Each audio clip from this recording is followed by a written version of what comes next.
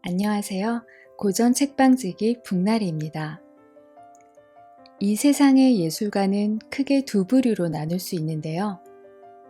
첫 번째는 현실적인 돈과 명성을 위해 자신의 예술적 재능을 세상에 아부하는 데 쓰는 부류이고요. 두 번째는 그 어느 것에도 얽매이지 않고 자신만의 치열한 창작 본능을 쏟아내면서 정작 그 결과물이 가져다줄 사람들의 반응이나 속세의 성공에는 크게 신경 쓰지 않는 부류입니다. 저는 달과 6펜스를 쓴 영국 작가 서머신 mom은 사실 전자의 부류에 속하는 예술가일 거라고 추측하는데요.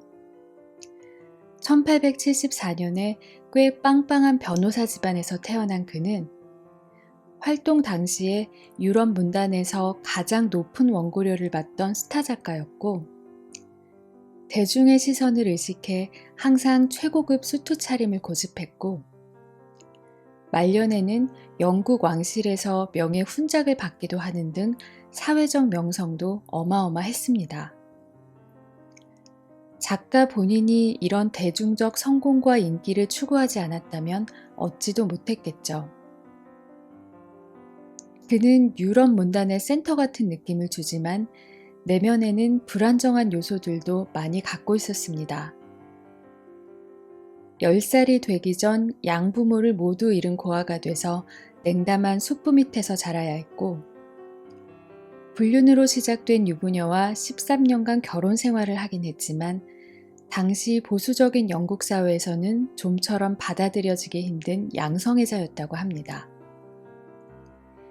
이혼 후에는 주로 동성 연인들과 함께 지냈는데 자신의 명예에 흠집이 날까봐 대중 앞에서는 동성애를 숨기려고 많은 압박을 받았다고 합니다.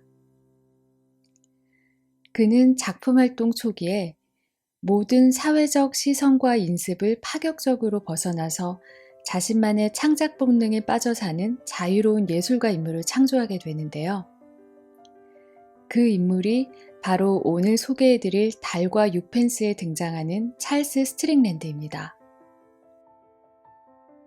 이 작품의 제목인 달과 6펜스는 각각 상반되는 세계를 상징하는데요.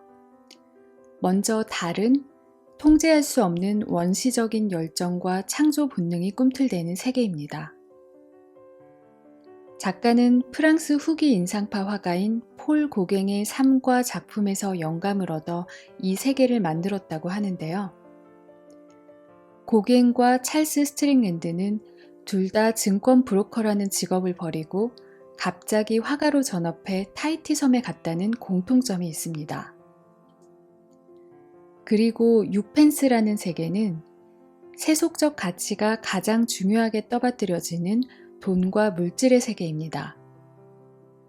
찰스를 제외한 모든 등장인물들이 속하는 세계이자 어쩌면 우리 모두가 속해 있을 세계죠. 이 작품은 1차 세계대전 직후인 1919년에 발표되었는데 인습을 벗어나 달의 세계로 탈출한 찰스의 모습이 당시 유럽의 젊은이들 사이에 큰 인기를 끌었다고 합니다. 그럼 찰스 스트링랜드가 어떻게 6펜스의 세계에서 달의 세계로 탈출하게 되는지 40살이 된 그가 살고 있는 영국 런던으로 가보시겠습니다.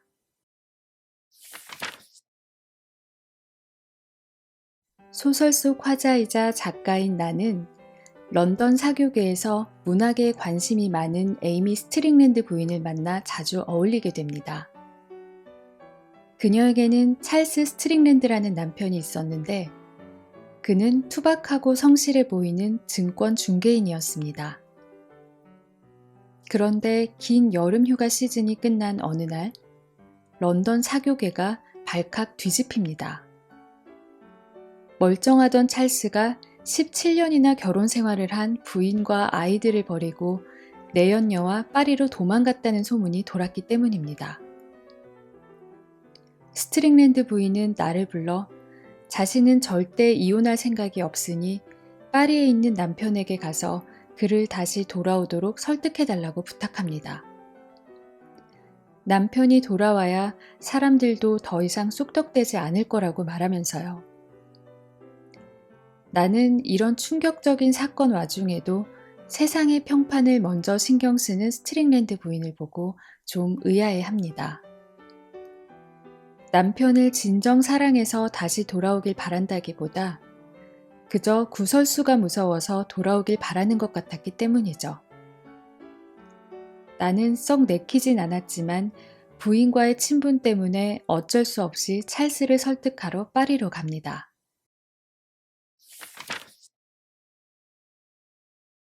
찰스는 빈민가에 있는 허름하고 지저분한 여관에 혼자 묵고 있었는데요. 나는 찰스에게 왜 갑자기 처자식을 버리고 떠났냐고 묻습니다.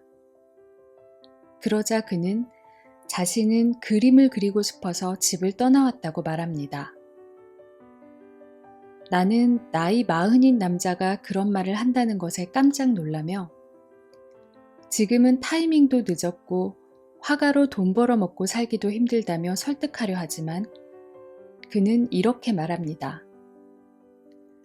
나는 그림을 그려야 하오. 그리지 않고서는 못 베기겠단 말이오.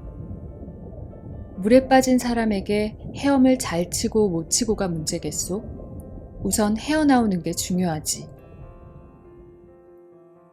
그의 목소리에서 아무도 깨부술 수 없는 비장한 열정이 느껴져서 나는 그를 설득하는 것을 포기하고 다시 런던으로 돌아옵니다. 그리고 스트링랜드 부인에게 남편은 여자와 바람난 게 아니라 화가의 꿈을 이루기 위해 파리로 간 거라고 말해줍니다. 부인은 떠나간 남편을 저주하며 혼자 타이피스트 사무실을 열어 돈을 버는데 달아난 남편을 갖고 있다는 이력을 감추기 위해 자신은 괜찮은 집안에서 태어났고 케임브리지에 다니는 아들과 예쁜 딸이 있다는 사실을 입에 달고 삽니다. 6펜스의 세계에 사는 사람들이 자신과 타인을 속여가며 고통을 이겨내는 방식이었습니다. 그로부터 5년이 지난 뒤 나는 런던 생활의 실증을 느껴 파리에 정착하게 되는데 이전부터 알고 지내던 더크 스트로브라는 화가 친구와 자주 어울리게 됩니다. 그는 차분해 보이는 영국인 아내 블란치와 몽마르트에 살고 있었습니다.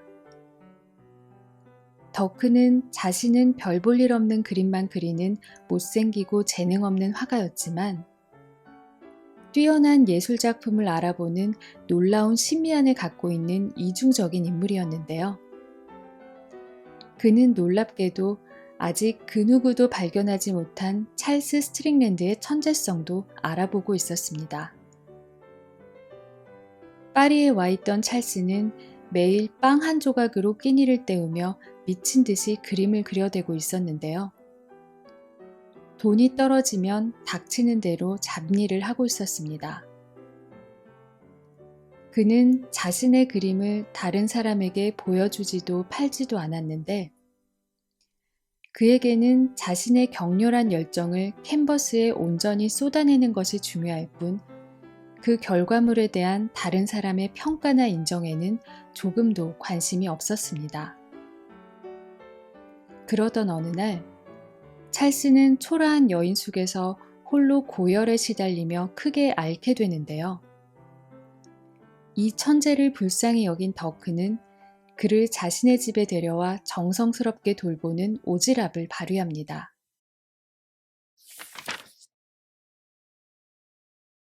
찰스를 도우려는 더크의 따뜻한 마음에도 불구하고 곧 찰스와 더크의 아내 블란치 사이에 사단이 일어나고 맙니다. 블란치가 찰스를 간호해주다 사랑에 빠져 어느 날 갑자기 자신은 찰스를 따라가겠다고 선언하게 된 거죠.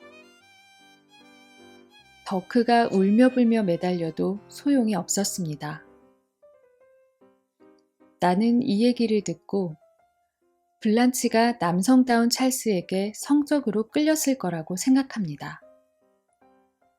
하지만 찰스가 그녀에게 빠졌을 거란 생각은 들지 않았습니다. 사랑이란 누군가에게 사로잡혀 꼼짝하지 못하는 상태인데 찰스는 그런 상태를 견딜 수 있는 사람이 아니었기 때문입니다. 그리고 나의 예상대로 찰스와 블란치의 관계는 금세 종말을 맞게 됩니다. 두 사람이 크게 다투고 찰스가 집을 나가버렸는데 블란치가 이를 비관해 스스로 목숨을 끊어버린 것입니다. 나는 찰스에게 왜 자신을 돌봐준 친구와 여인을 배신했냐고 따져 묻는데요. 찰스는 처음에 성적 욕망 때문에 블란치에게 관심을 가졌지만 그녀가 점점 자신보다는 자신을 지배하는 데 더 관심을 가져서 벗어날 수밖에 없었다고 항변합니다.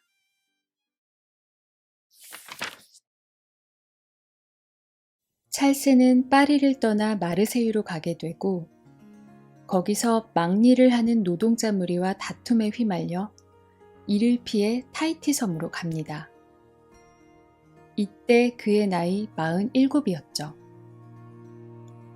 그는 타히티 섬에서 아타라는 17살 원주민 소녀와 결혼해 고기를 잡고 야생 오렌지를 따먹고 그림을 그리는 원시적인 삶을 살아갑니다. 이 타히티 섬은 원시적인 창작 본능의 세계인 달의 세계가 형상화된 모습이기도 합니다. 하지만 이 원시적인 행복도 잠시. 찰스는 곧 문둥병에 걸리게 되고 아타는 그를 떠나지 않고 돌봐줍니다. 찰스는 곧 눈도 멀게 되지만 신세한탄을 하거나 낙담하는 모습을 보이지 않고 차분히 죽음을 향해 갑니다. 그가 죽은 뒤 마을 의사가 그의 오두막을 찾아가는데 집안을 가득 메운 기이하고 정교한 그림들을 보고 전율에 휩싸이게 됩니다. 그는 그림을 본 느낌을 나중에 나에게 이렇게 전해줍니다. 그 사람이 그린 나무들은 매일 주변에서 보는 흔한 나무들이었는데 그림을 보고 난 뒤로는 나무들이 영 달라 보이더군요.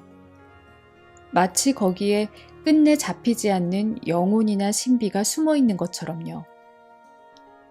색채들은 눈에 익은 색채들이었지만 저마다 어떤 고유의 의미를 갖고 있었어요.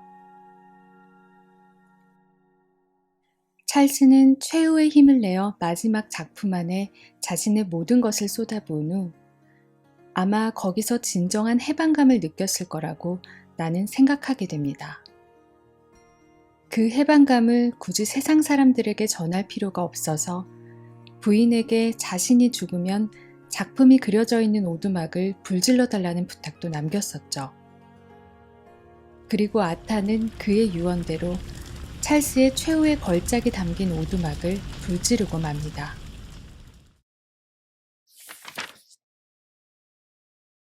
찰스가 죽고 나서 파리의 한 유명한 비평가가 그의 천재성을 재조명하는 평론을 쓰게 되고 이후 그는 갑자기 대중 앞에 비운의 천재 화가로 유명세를 타게 됩니다. 그리고 달의 세계에서 그가 겪었을 굶주림과 고뇌와 열정을 조금도 이해하지 못할 유펜스의 세계에 사는 사람들이 박물관과 고급 갤러리에서 그의 작품을 과시하듯 감상하기 시작합니다. 그리고 그가 벌였던 스트링랜드 부인은 언론 인터뷰에서 자신이 천재의 아내였다는 사실을 자랑하듯 얘기하며 작품은 막을 내립니다. 우리도 모두 스트링랜드 부인과 같은 유펜스의 세계에 살고 있죠. 돈, 명예, 성공을 얻기 위해 평생 스스로를 포장하고 다른 사람들을 속이고 때론 스스로까지 속여가면서 말입니다. 달의 세계에 있던 찰스는 겉보기엔 너무나 커다란 풍파가 있는 삶을 살았지만 결국 그 누구의 평가나 시선에 얽매이지 않고 자신만의 최후의 걸작을 완성했을 때 얼마나 큰 해방감을 느꼈을까요? 나만의 길을 가고 있다는 확신이 있다면 그 어떤 고통과 질병, 심지어 죽음조차 두렵지 않을 거라고 찰스는 말해주고 있는 듯 합니다. 그럼 잠들기 전에 좋아요와 구독 꾹 눌러주시고요. 다음 주에도 주옥 같은 고전작품과 함께 찾아오겠습니다. 감사합니다.